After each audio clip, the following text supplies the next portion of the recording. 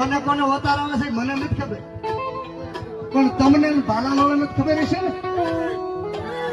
આ જો એના ત્રીજા પાટોત્સવમાં તમે આવ્યા હો અને જ્યાં બેઠા હોય ને જો 3.5 મણની કાયા ઉછી કરીને પસાડે નહીં ને તો આગળની માલપા મારો ભાલાવાળો નહીં કહેવાય.